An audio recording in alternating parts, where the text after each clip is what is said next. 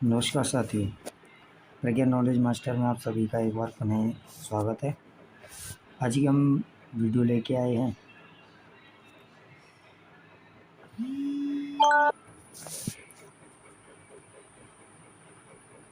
वायु जो निवार वायु प्रदूषण निवारण नियंत्रण अधिनियम है 1981 का, उसके बारे में संबंधित लेके आए हैं कि अधिवेशन के जो काम काज होते हैं ना, तो वह कामकाज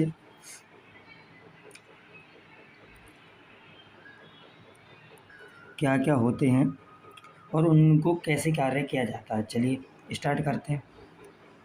देखिए, सबसे पहला जो कामकाज होता है वो होता है बैठक बुलाने का। तो देखिए, बैठक बुलाने का काम होता है अध्यक्ष का, और सूचना भी अध्यक्ष ही करता है। और सूचना सभी सदस्यों को 15 दिन या 7 दिन पहले करनी होती है अध्यक्ष की। अध्यक्ष का ही काम होता है इसमें तारीख नियत करना, स्थान नियत करना एवं एजेंडा अब ये भी तय करना। अब एजेंडा क्या है ये भी चीज़ समझ लेते हैं। चलिए, ठीक है। एजेंडा होता है, देखिए, बैठक जिन मामलों पे की जाती है, यानी कि कोई भी बैठक जब हम करते हैं तो बैठक हमें करनी है। तो बैठक जब हमें करनी है तो उसके कोई ना कोई बिंदु होते हैं। ये सदस्य हो गए मान लीजिए, तो इन पे कोई बिंदु होंगे।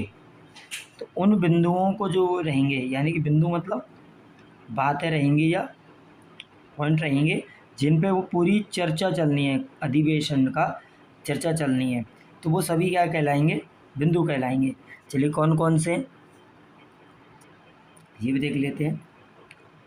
तो देखिए, पहला हम सोच सकते हैं पिछले जो बैठक की कार्रवाई रही हैं उनकी पुष्टि करना, प्रदूषण से संबंधित जो रिपोर्ट होंगी उन पर चर्चा करना, जो प्रदूषण रिपोर्ट बना है बोर्ड द्वारा रिपोर्ट बनाई जाती है उस पर भी चर्चा करते हैं, एवं नए बोर्डों उद्योगों के लिए अनुमति देना, और किन बोर्डों को जो गलत कर रहे हैं या कार्य नहीं कर रहे हैं उन्हें रोकना या बंद करना, ऐसी भी कार्य होता है।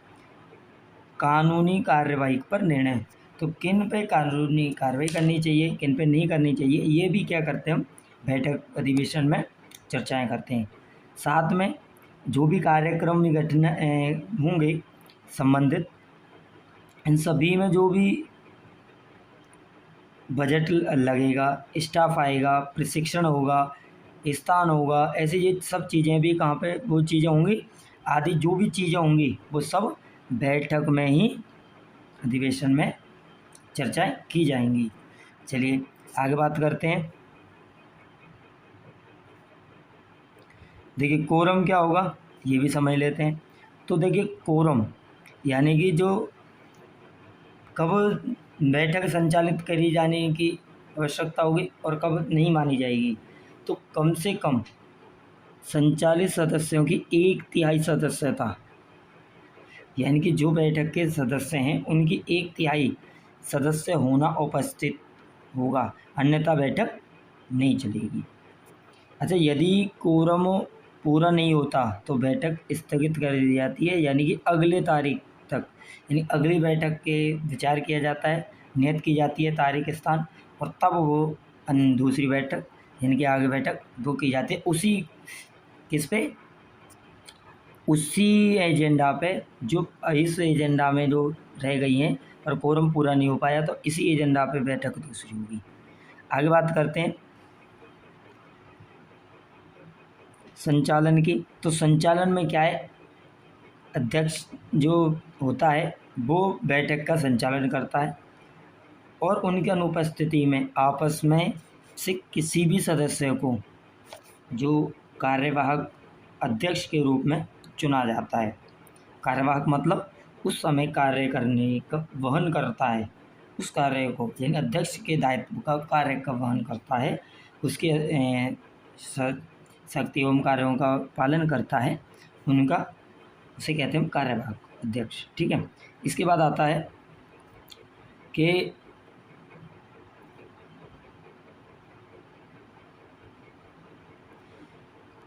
निर्णय लेने की प्रक्रिया। तो निर्णय लेने की प्रक्रिया किस पर होती है?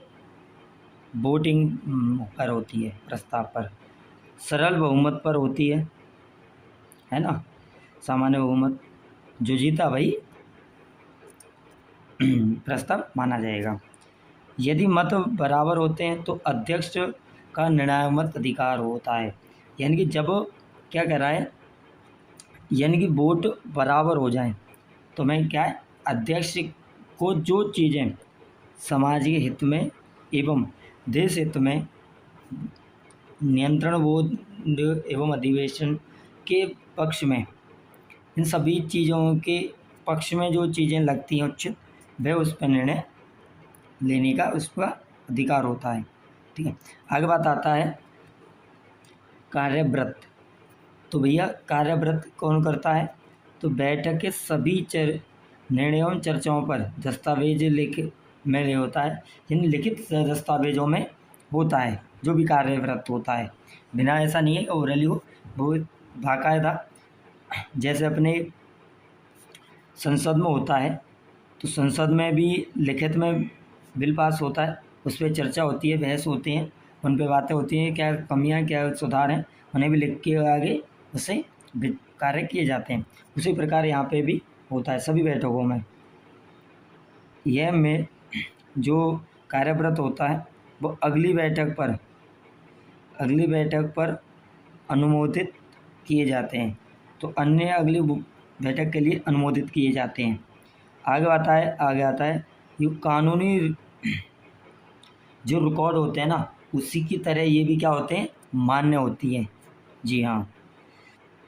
इसके बाद आता है गोपनीयता। तो गोपनीयता तो बहुत ज़रूरी होती है।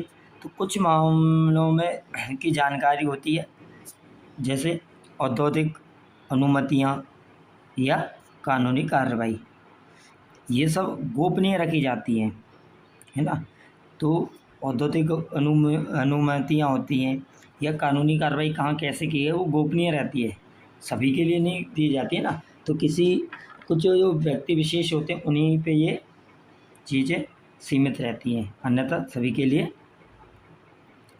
गोपनीय रहती हैं। बाकी के सभी सदस्यों के लिए ये नियमों का पालन करने के लिए बाध्य होते हैं, और बाकी की सभी जो बातें होती हैं जो गोपनीय, ऐसी जो चीज़ें होती हैं, विशेष जो स्थितियाँ होती हैं, इनसे अतिरिक्त सभी बातें सभी सदस्यों को पता होती हैं। आगे बात करते हैं बैठक। तो बैठक में क्या है, तो बैठक जो विशेष बैठक है, जैसे हमने बता दी बैठक, तो विशेष बैठक कब करते हैं हम? जब अध्यक्ष या फिर सरकार का कोई आदेश आता है कोई विशेष बिंदु या कारण के लेकर, या विशेष स्थिति या कार्य को लेकर, जब कोई विशेष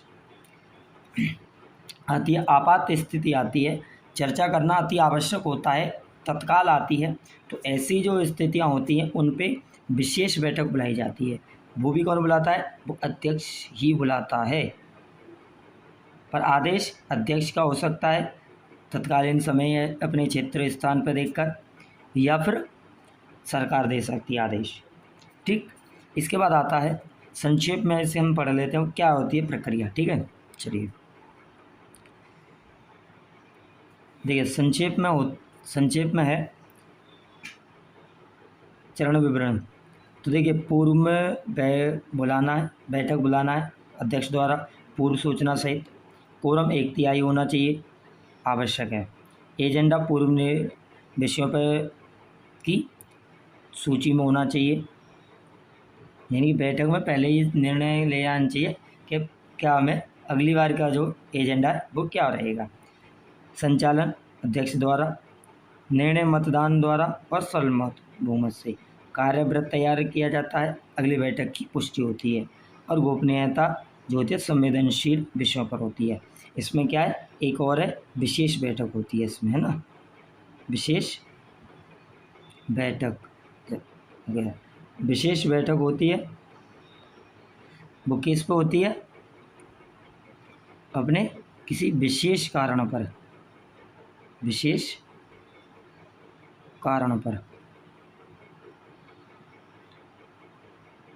ठीक है जी। तो ये आज के वो रहे। तो आज के लिए बस इतना ही। आगे आगे इसी प्रकार वीडियो लेके आते रहेंगे। आप सभी का बहुत बहुत धन्यवाद। राधे राधे।